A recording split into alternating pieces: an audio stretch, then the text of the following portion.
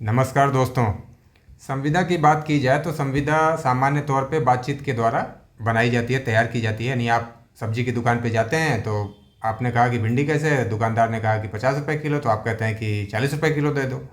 वो कहता है कि नहीं, 45 रुपये में ले लीजिए। तो यानी आप बातचीत करते हैं, बार्गेन करते हैं, तब कोई संविदा तैयार होती है, निर्मित होती है। प्रपोजल को आप एक्सेप्ट करते समय बार्गेन करते हैं।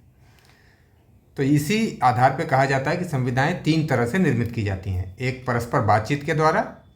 दूसरा, संविदा की सभी शर्तें तैयार कर ली जाती हैं एक पार्टी द्वारा और दूसरी पार्टी उसे एक्सेप्ट कर लेती है, तो इसे हम मानक संविदा कहते हैं। और तीसरा, कि जब हमने कुछ कहा, हमारे बात पे विश्वास करके सामने वाले ने कुछ कर लिया, तो यहाँ हम कहते हैं प्रोमिसरी स्टॉपेल के आधार पर संविदा। तो 3 तरह की संविदाएं होती हैं: परस्पर बातचीत, मानक संविदा और तीसरा प्रोमिसरी स्टॉपेल। तो आज का टॉपिक हम लोगों का है कि मानक संविदा, यानी जब स्टैंडर्ड फॉर्म ऑफ कॉन्ट्रैक्ट में एक समान शर्तें प्रिंट कर ली जाती हैं और दूसरी पार्टी उसे एक्सेप्ट कर सकती है या रिजेक्ट कर सकती है, केवल उसके पास 2 ऑप्शन होते हैं, यानी वो बार्गेन नहीं कर सकता, तो उसी संविदा की बात हम लोग करने जा रहे हैं। आप देख रहे हैं न्यायिक दृष्टि, मैं पवन। तो मानक संविदा का मतलब कि जब किसी व्यक्ति को बहुत सारे लोगों के साथ संविदा करनी होती है और उसके लिए पॉसिबल नहीं होता है कि हर व्यक्ति से वो अलग अलग बार्गेन करे, तब वो एक प्रिंटेड फॉर्म में संविदा की टर्म्स एंड कंडीशन को तैयार करता है और उसी के साथ कॉन्ट्रैक्ट में इंटर करता है सभी व्यक्तियों के साथ। तो इसी बात को हम मानक संविदा या स्टैंडर्ड फॉर्म ऑफ कॉन्ट्रैक्ट कहते हैं। अब यहाँ जैसा कि आप इस चित्र में देख पा रहे हैं कि यहाँ पे कई लोगों के साथ संविदा की जा रही है। एक ही ये इसके व्यक्ति के पास पेपर, ये सबको देगा और सबसे साइन कराएगा। जैसे अब इसका एग्जांपल क्या है, LIC में एजेंट आपसे अलग अलग फॉर्म पे अलग अलग कस्टमर के साथ साइन नहीं कराता है। सेम फॉर्म है, उसी फॉर्म पे सभी कस्टमर के साथ साइन कराई जाती है। अंतर क्या होगा, केवल उसका अमाउंट बदल जाएगा, पर्सन की एज बदल जाएगी, ये सब चीज़ें चेंज होंगी। दूसरा एग्जांपल, जब आपके पास बॉन्ड आता है तो बॉन्ड में भी आप देखते होंगे कि एक तरह की पॉलिसी में एक तरह की टर्म्स कंडीशन है। पॉलिसी का नंबर बदल गया, यानी पॉलिसी बदल गई, तो फिर टर्म्स कंडीशन चेंज होंगी। और इस तरह के कॉन्ट्रैक्ट में आपके पास सिर्फ और सिर्फ आप उसे एस कह सकते हैं, यानी एक्सेप्ट कर सकते हैं, या नो कर करके रिजेक्ट कर सकते हैं। यही 2 ऑप्शन आपके पास होता है। इसीलिए इस संविदा को हम टेक इट और लीव इट संविदा के नाम से भी जानते हैं और सबके साथ यही संविदा हो रही है, इसीलिए हम इसे कॉन्ट्रैक्ट ऑफ एडिशन के भी नाम से जानते हैं और इसे हम वन साइडेड कॉन्ट्रैक्ट भी कहते हैं। तो ये इसका संक्षिप्त परिचय हमने जाना। अब इसके बाद इस तरह की संविदा में एक रिस्क ये होता है कि जब कोई पार्टी बार्गेन करने की स्थिति में नहीं है या सेम फुटिंग पे नहीं है, तो उसके साथ चीटिंग हो सकती है, उसके साथ अन्याय हो सकता है, अनजस्ट हो सकता है। तो इस अन्याय से या इस शोषण से उस व्यक्ति को बचाने के लिए न्यायालयों ने अलग अलग मामलों में अलग अलग तरह के निर्णय दे करके कमज़ोर पक्ष को बचाने की कोशिश की। तो इसी बात के लिए कहा जाता है कि संभावित शोषण, यानी जो किसी कमज़ोर व्यक्ति का शोषण हो सकता हो, उस संभावित शोषण से संरक्षण के तरीके क्या हो सकते हैं। तो न्यायालयों ने अलग अलग मामलों में अलग अलग तरीके बताए। उन्हीं तरीकों को हम लोगों को जानना है कि किन निश्चित शर्तों को पूरा करने के बाद ही स्टैंडर्ड फॉर्म ऑफ कॉन्ट्रैक्ट को लागू कराया जा सकता है या उसका पालन कराया जा सकता है। ये बात क्यों कही जा रही है, क्योंकि उस समय पे जब कॉन्ट्रैक्ट हुआ था तब कमज़ोर पार्टी के पास बार्गेन करने का कोई चांस नहीं था, इसलिए उसके साथ अन्याय होने के चांसेस होते हैं। तो इसलिए उसे बचाने की कोशिश की जानी चाहिए और न्यायालयों ने यही कार्य किया। तो अब हमें ये जानना है कि वो कौन कौन से तरीके हैं जिनके माध्यम से हम ऐसे व्यक्तियों को सुरक्षित कर सकते हैं। तो वो तरीके हैं, शर्तों की युक्त सूचना दी जानी चाहिए। यानी कि आपने कॉन्ट्रैक्ट बनाया और कॉन्ट्रैक्ट उस व्यक्ति को पढ़ाया नहीं, उसकी नॉलेज में नहीं आने दिया, तो फिर वो व्यक्ति बाध्य कैसे होगा। जब उसने उस टर्म्स एंड कंडीशन को जाना ही नहीं तो वो उससे बाध्य नहीं होगा। तो इसका मतलब कि यदि आप किसी व्यक्ति को एक टिकट देते हैं और टिकट के पीछे बहुत सारी शर्तें लिखी हुई हैं और टिकट के ऊपर आपने कुछ ऐसा नहीं मार्क किया हुआ है कि हाँ पीछे शर्तें लिखी हुई हैं, इसे आप पढ़ें, तो फिर वो व्यक्ति ऐसी संविदा से, ऐसी शर्तों से बाध्य नहीं होगा। अब इसका एक उदाहरण क्या हो सकता है कि यहाँ पे कुछ टिकट वगैरह पे आपने देखा होगा कि यहाँ लिखा होगा कि पीछे शर्तें पढ़ें या पीछे के पृष्ठों पे शर्तें छपी हुई हैं। तो इस तरह का मार्क आपको करना पड़ेगा, तब ये माना जाएगा कि वो व्यक्ति पीछे की शर्तों से बाध्य है, अदरवाइज वो बाध्य नहीं होगा। सूचना संविदा के साथ दी जानी चाहिए या उसके पहले दी जानी चाहिए। यानी कि एक व्यक्ति होटल के काउंटर पे जाता है और होटल के काउंटर पे वहाँ अपनी बातचीत करके वो एक कमरा बुक कर लेता है। कमरा बुक करने के बाद जब वो अपने कमरे में जाता है जहाँ उसे रहना था, तो वहाँ पे लिखा हुआ था कि यदि आपका कोई सामान चोरी होता है तो होटल की कोई जिम्मेदारी नहीं होगी। और उस व्यक्ति का सामान चोरी हो जाता है तो होटल ने कहा कि सूचना हमने आपको दी थी और इसलिए हम आपकी इस हानि से बाध्य नहीं हैं। तो न्यायालय ने कहा इस मामले में कि होटल के काउंटर पे जब वो व्यक्ति आया और उसने होटल में रहने की संविदा की, तो उसी समय उसे सूचना दी जानी चाहिए थी, और बाद की सूचना जो वो कमरे में जाने के बाद पढ़ता है उस सूचना से वो बाध्य नहीं है।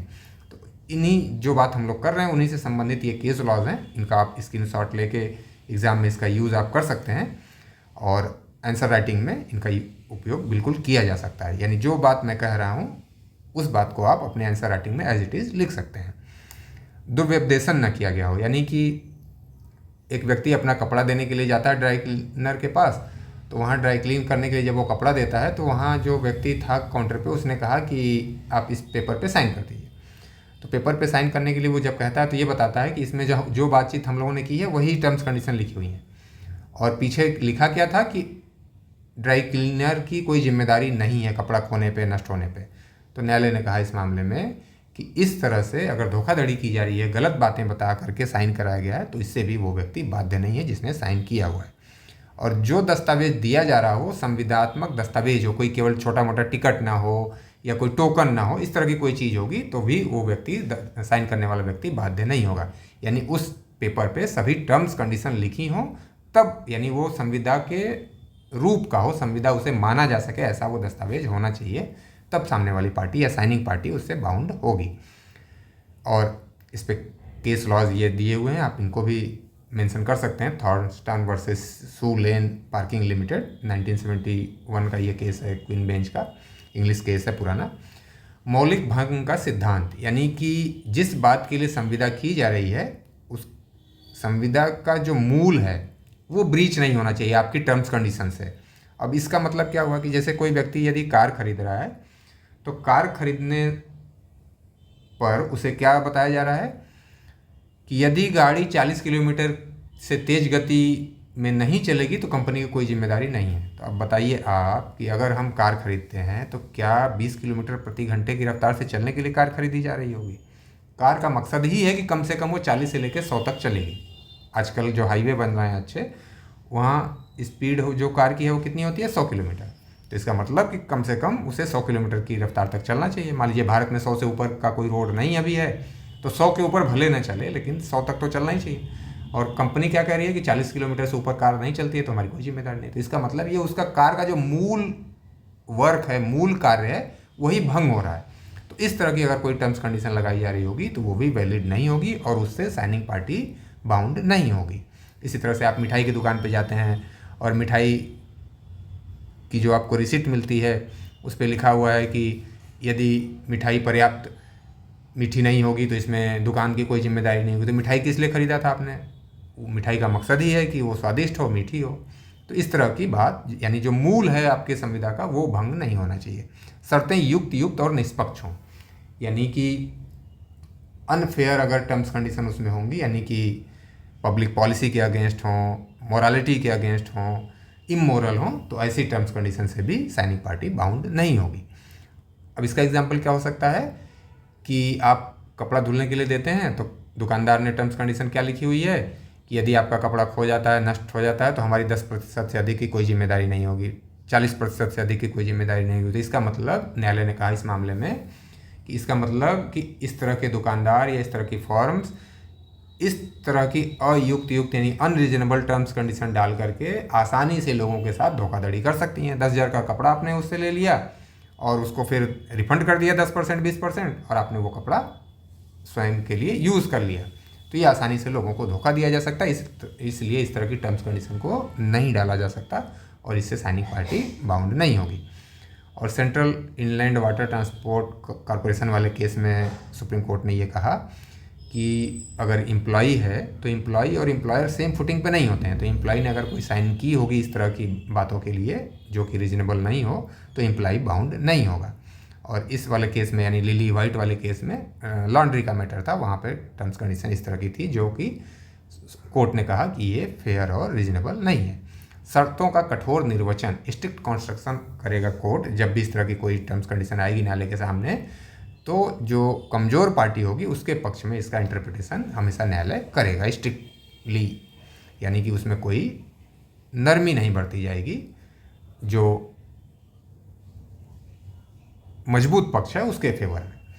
सरकार की संविदा में भी उपरोक्त नियमों का पालन होना चाहिए, यानी कि अगर सरकार किसी पार्टी से किसी व्यक्ति से कोई कॉन्ट्रैक्ट कर रही होगी तो सरकार को भी उसके अपने शासकीय कार्यों के नाम पे या उसके सॉवरेनिटी के नाम पे कोई छूट नहीं मिलेगी, उसके लिए भी सेम वही रूल लागू होंगे जो नॉर्मल व्यक्तियों के मामले में लागू होते हैं। छूट खंड और अन्य पक्षकार, यानी मान लीजिए कि किसी मैकेनिक ने लिफ्ट की मरम्मत की और लिफ्ट की मरम्मत करते समय वो लिफ्ट के मालिक से कॉन्ट्रैक्ट करता है कि यदि लिफ्ट की वजह से कोई दिक्कत होगी तो मेरी कोई जिम्मेदारी नहीं होगी, मैं अपनी तरफ से पूरा प्रयास कर रहा हूँ कि अच्छे से मैं इसको रिपेयर करूँ या संचालित करूँ, लेकिन यदि उसके बाद भी कोई दुर्घटना घटना होती है तो मेरी कोई जिम्मेदारी नहीं होगी। तो ये मालिक से और उस मैकेनिक के बीच में या कॉन्ट्रैक्टर के बीच में तो कॉन्ट्रैक्ट हो गया, उसने छूट प्राप्त कर ली, लेकिन उस लिफ्ट में चलते समय यदि किसी थर्ड पर्सन के साथ कोई दुर्घटना होती है तो थर्ड पर्सन से वो छूट का लाभ कॉन्ट्रैक्टर नहीं ले सकता, कॉन्ट्रैक्टर लायबल हो जाएगा उस इंजरी के लिए, उस हानि के लिए। अब इसके बाद स्टार्टिंग में हम लोगों ने बात की थी कि संविदा 3 तरीके से हो सकती है, एक परस्पर बातचीत के द्वारा, दूसरा स्टैंडर्ड फॉर्म के रूप में और तीसरा वचन विबंध के रूप में। तो वचन विबंध ये छोटा सा पॉइंट है कि यदि नॉर्मल यानी प्राइवेट पर्सन या गवर्नमेंट ने किसी को प्रॉमिस की और उस प्रॉमिस के बिहाफ पे उस व्यक्ति ने कुछ कार्य कर लिया हो, यानी उसने अपनी पोजीशन चेंज कर ली हो, तो फिर इसके बाद जिसने प्रॉमिस की थी वो अपने प्रॉमिस से पीछे नहीं हट सकता है। और इसी बात को हम लोग प्रॉमिसरी स्टॉपेल के द्वारा कॉन्ट्रैक्ट के रूप में जानते हैं या देखते हैं। और इस पे 2-3 केसेस हैं जो एविडेंस एक्ट में भी आपने पढ़ा होगा। Motilal Padampat sugar mills versus state of UP का केस है और दूसरा है Purnami oil mill versus state of Kerala का। और दोनों मैटर सेम ही था कि गवर्नमेंट ने ये प्रॉमिस किया कि हमारे स्टेट में जो कोई भी इन्वेस्टमेंट करेगा हम 2 साल 5 साल जो भी उसमें टर्म्स कंडीशन रख दी जाए हम उस पर कोई टैक्स नहीं लगाएंगे और ये छूट और सुविधा देंगे। आप देख रहे होंगे कि इस समय अलग अलग राज्य अलग अलग तरीके से अपने राज्य में इन्वेस्टमेंट को प्रमोट करने के लिए इस तरह की छूट की बात करते हैं। तो फिर इस मामले में यदि कंपनी लगा ली गई, इस्टेब्लिश कर दी गई, तो सरकार उन छूट को देने से पीछे नहीं हट सकती, सरकार बाध्य है ऐसी छूट देते रहने के लिए।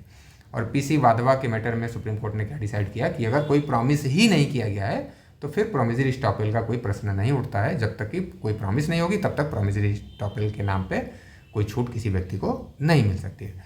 तो इस तरह से ये आपने देखा कि स्टैंडर्ड फॉर्म ऑफ कॉन्ट्रैक्ट क्या है। स्टैंडर्ड फॉर्म ऑफ कॉन्ट्रैक्ट की वजह से किसी के साथ अन्याय ना हो, इसको बचाने के लिए, इससे बचने के लिए कोर्ट्स ने कुछ चेक मार्क्स या सावधानियों की बात की हैं, यानी क्या क्या सावधानियां होनी चाहिए स्टैंडर्ड फॉर्म ऑफ कॉन्ट्रैक्ट को इम्प्लीमेंट करने के लिए या इन्फोर्स करने के लिए। तो आई होप कि ये टॉपिक आपको समझ आया होगा। आप अगर सेटिस्फाई हैं तो चैनल को सब्सक्राइब करें, शेयर करें, लाइक करें और आपका कोई सुझाव हो तो उसे भी आप कमेंट बॉक्स में अवश्य लिखें। धन्यवाद।